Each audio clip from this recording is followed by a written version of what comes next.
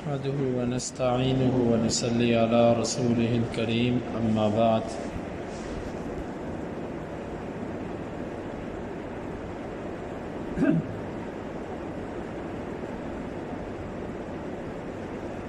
امام بخاری فرماتے ہیں کہ ہمیں بیان کیا مسدد نے، وہ کہتے ہیں ہمیں بیان کیا معتمر نے، وہ کہتے ہیں کہ میں نے اپنے والد کو سنا،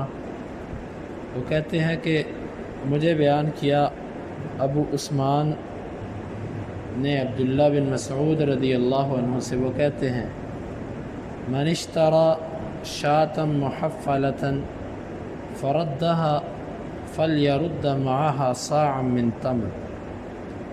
جو بندہ ایسی بکری خریدے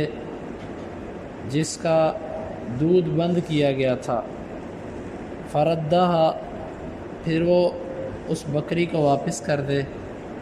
فلیرد معها صاعا من تمر، بس وہ اس کے ساتھ ایک سا کھجوریں بھی لوٹائے۔ ونہى النبی صلی اللہ علیہ وسلم ان تلقى البیوع، اور آپ صلی اللہ علیہ وسلم نے منع کیا کہ راستے میں جا کر سامان کو خریدا جائے۔ امام بخاری کہتے ہیں کہ ہمیں بیان کیا عبداللہ بن یوسف نے، وہ کہتے ہیں ہمیں خبر دی مالک نے ابو الزناد سے، وہ اعرج سے، وہ ابو ہریرہ رضی اللہ عنہ سے کہ بے شک رسول اللہ صلی اللہ علیہ وسلم نے فرمایا لا تلقوا الرکبان، تم تجارتی قافلوں کو رستوں میں نہ لو، ولا یبیع بعضکم علی بیع بعض، اور تم میں سے کوئی ایک کے سودے پر سودا نہ کرے، ولا تناجشوا، اور تم ریٹ نہ بڑھاؤ، ولا یبیع حاضر لباد، اور کوئی شہری دیہاتی کے لیے سودا نہ بیچے، ولا تسر الغنم، اور تم بکری کا دودھ بند نہ کرو، ومن ابتاعها، اور جس نے ایسی بکری خریدی فہو بخیر النضرین، وہ دو اختیاروں میں سے ایک کے ساتھ ہے، بعد ان یحلبها، اس سے بعد کہ وہ اس کا دودھ دو لے، ان راضیہا امسکہا، اگر وہ اس بکری سے راضی ہو تو اس کو رکھ لے، وان ساخطہا ردہا وصاعا من تمر، اور اگر وہ اس سے راضی نہ ہو تو وہ اس کو واپس کرے اور اس کے ساتھ ایک سا کھجور بھی واپس کرے۔ ان دونوں حدیثوں کے اندر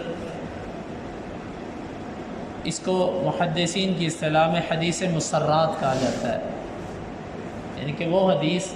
کہ جس میں ذکر ہے کہ جس جانور کا دودھ بند کیا گیا دھوکہ دینے کے لیے کہ اس کا دودھ زیادہ تھا، تو جس طرح کہ آپ نے کل بھی سنا، آج بھی حدیث کے اندر ہے، ایسا اگر کوئی کرتا ہے تو شریعت خریدار کو اجازت دیتی ہے کہ تم سودا واپس بھی کر سکتے ہو، رکھ بھی سکتے ہو، اگر واپس کرنا ہے پھر تمہیں ایک سا کھجور ساتھ دینی پڑے گی اس دودھ کے عوض میں جو تم نے اس بکری یا جانور سے نکالا ہے،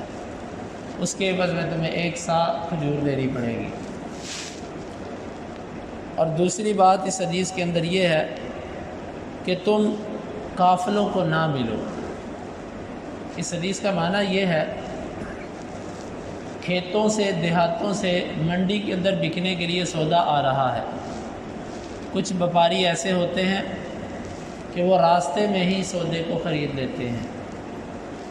ان کا مقصد یہ ہوتا ہے کہ اس سودے کو ہم اپنے اڈے پر اپنے ریٹ سے بیچیں گے، اور یہ جو باہر سے لوگ مال لے کر آئیں گے یہ منڈی کا ریٹ خراب کریں گے،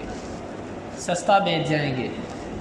تو وہ اس لیے راستوں میں جا کر قافلوں کو خرید لیتے ہیں،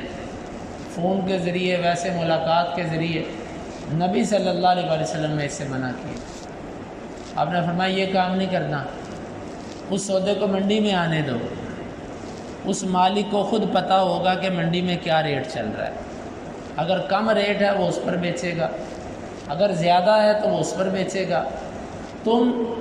آنے والے قافلوں کو رستوں سے روک کر ان سے سودا خریدنا اور پھر خود اپنے بھاؤ پہ لا کے منڈی میں بیچنا، یہ درست نہیں ہے۔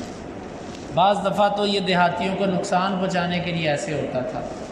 کہ مارکیٹ کے اندر چیز مہنگی ہے اور وہ ان سے سستی خرید لیتے ہیں، اور بعض دفعہ ایسے ہوتا تھا کہ وہ مارکیٹ کے اندر جو ریٹ ہے دیہاتی اس سے کم پر بیچے گا، لیکن وہ اس سے بھی مہنگا کر کے بیچنا چاہتے ہیں، اس لیے دیہاتی کو آنے نہیں دیتے۔ تو نبی صلی اللہ علیہ وسلم نے منع کیا، یعنی کہ دوسرے لفظوں میں یہ کہہ لیجئے مارکیٹ کے اندر ریٹ کنٹرول کرنے کے لیے جو چیزیں خرید کر مارکیٹ میں لائی جاتی ہیں اور کسی کو مارکیٹ میں نہیں آنے دیا جاتا اس وجہ سے کہ یہ ریٹ نہ توڑے ہمارا، یہ جائز نہیں۔ اور ایک بات یہ گزری کہ کوئی ایک دوسرے کی خریداری پر خریداری نہ کرے، اس کا معنی ہم نے پیچھے بتا دیا تھا، دو بندوں کی بات چل رہی ہے اور ایک بندہ اس کا سودا بننے والا ہے، آپ عین موقع پر جا کر بیچ میں کہتے ہو یہ مجھے اتنے کا دے دو، یہ جائز نہیں۔ تیسری چیز بولی چڑھانا، یہ بات بھی پیچھے گزر گئی، خریدنا مقصد نہیں ہے، ویسے جا کے ریٹ بڑھانے کے لیے کہہ دینا میں اتنے کی خریدتا ہوں، تو یہ بھی جائز نہیں ہے۔ ولا یبیع حاضر اللباد، اور دیہاتی آدمی کا سودا شہری آدمی نہ بیچے، اس لیے کہ شہری آدمی چالاک ہوتا ہے،